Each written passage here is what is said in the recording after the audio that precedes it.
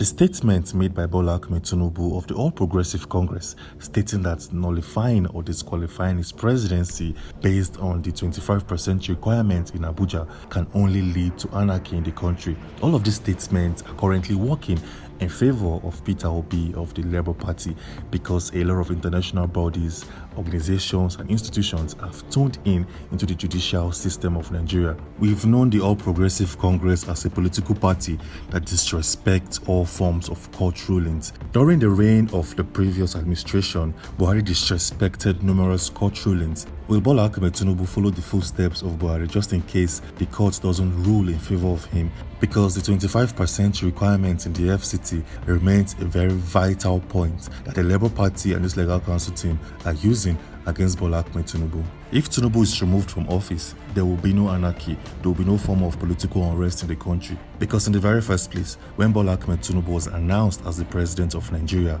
we did not witness widespread celebrations all across the country because we all know how the Northerners celebrate victory. These guys go on the street and host wide form of celebrations. But when Tinubu was announced as the president of Nigeria, we did not see any form of celebrations. In fact, Nigerians were very surprised and perplexed based on the announcement made by INEC. Nigerians couldn't believe their eyes, and Nigerians knew that the elections weren't free and fair as portrayed by INEC themselves. So why would the disqualification based on law of Bola Ahmed Tinubu lead to anarchy in the country? This doesn't make sense at all because Bola Ahmed Tinubu himself knows that he did not meet the full qualifications and criteria set aside by the Electoral Act, and INEC themselves did not give Nigerians a free and fair elections. If Bola Ahmed Tinubu gets disqualified as the president of Nigeria, this will only lead to widespread jubilations, celebrations and happiness that will cut across all parts of Nigeria, because many Nigerians are sure that Tinubu did not win the presidential elections. Nigerians are pretty sure that the elections were heavily rigged to favor one particular presidential candidate. If Bola Ahmed Tinubu gets disqualified, it won't lead to any form of chaos. Nigerians will regain the trust they have for the judicial system. They will believe that the judiciary can execute and properly interpret the law. And this will put Nigeria on the world map because a lot of international companies and businesses will see Nigeria as a country that respects the rule of law. And this will lead to economic growth in the country. I don't know where Bola Ahmed Tinubu or his advisors are getting the notion that if he gets disqualified, it will lead to chaos in Nigeria. Bola Ahmed Tinubu has shown that he lacks the capabilities and the knowledge to lead a country. As the president of Nigeria, he has already inflicted various forms of hardships to the common Nigerians living on the street. The fuel subsidy removal showed that Bola Ahmed Tinubu lacks the political know-how to lead a country, because you can't just come up and remove fuel subsidy without putting various policies in place to help with the smooth transition in the economy. A presidential candidate who secures presidency through a corrupt means will only do things in a corrupt way and manner, because before he secures the office, he must have promised cash or political positions to anybody that helped him. That is why all of his close friends and the people that helped him to secure the presidency are getting political positions in the country at the moment. All of these things can't lead to development. It will only lead to widespread of corruption all across the Nigerian political system. Bola Ahmed Tinubu has become so desperate to be the president and to test and wield power, and that is why he has gone as far as threatening the Nigerian judicial system. All of these events will work in favor of Peter Obi because Peter Obi clearly he won the FCT, so there is no argument about it. Peter Obi and his legal counsel team also disputed the presidential elections with a lot of evidence and data, which has now become factual. Peter Obi and his legal counsel team also went as far as digging deep into the IRF portal. These guys brought various forms of engineers, software engineers, to look into IRF portal.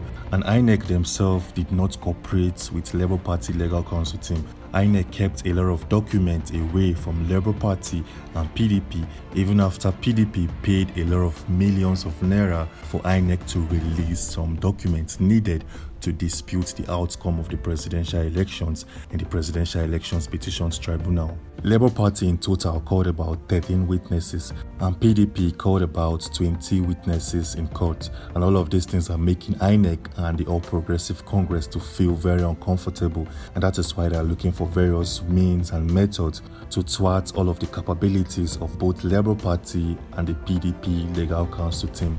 After the presidential elections, politicians domiciled in the All Progressive Congress told Peter Obi to go to court. And Peter Obi took the matter to court, and now these guys are feeling very uncomfortable because Peter Obi and his legal counsel team, these guys did an excellent job.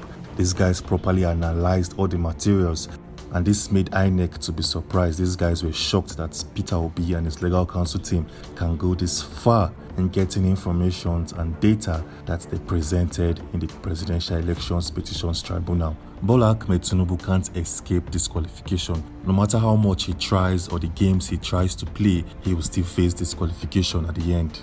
A lot of Nigerians who voted for Bola Ahmed Tinubu are already regretting because in the past couple of weeks they've experienced certain forms of hardship and they've witnessed various forms of bad decisions made and executed by the current administration. A lot of Nigerians are going through different forms of hardship, and the federal government wants to give about 70 billion naira to the National Assembly to support the working conditions of its new members. This is just like giving millions of naira to the rich. What about the poor Nigerians living on the street? A lot of Nigerians can't have 3 square meals daily, and the Nigerian government wants to give about 70 billion naira to rich National Assembly members. This doesn't make sense. This only portrays the kind of president that we have. 70 billion naira is enough to create various forms of basic healthcare system all across the country. 70 billion naira is enough to create various forms of construction projects that will ease hardship in Nigeria. And this is the amount of money that the federal government wants to give the National Assembly to support the working conditions of its new members. This doesn't make sense. The federal government is treating Nigerians like fools. These guys feel like Nigerians don't have brain. We don't have the capability to think. How can a government give about 70 billion naira to its National Assembly just to support its working conditions? These guys earn millions of nairas monthly salary. These guys don't need this 70 billion naira at the moment. If Nigeria wants to reclaim her seat as a giant of Africa, we need to make drastic decisions. We need to make decisions that will benefit the masses and not just the rich. And if Bola Ahmed Tinubu of the All Progressive Congress is disqualified as the president of Nigeria, it cannot lead to any form of chaos or anarchy in the country. It will only lead to widespread of celebrations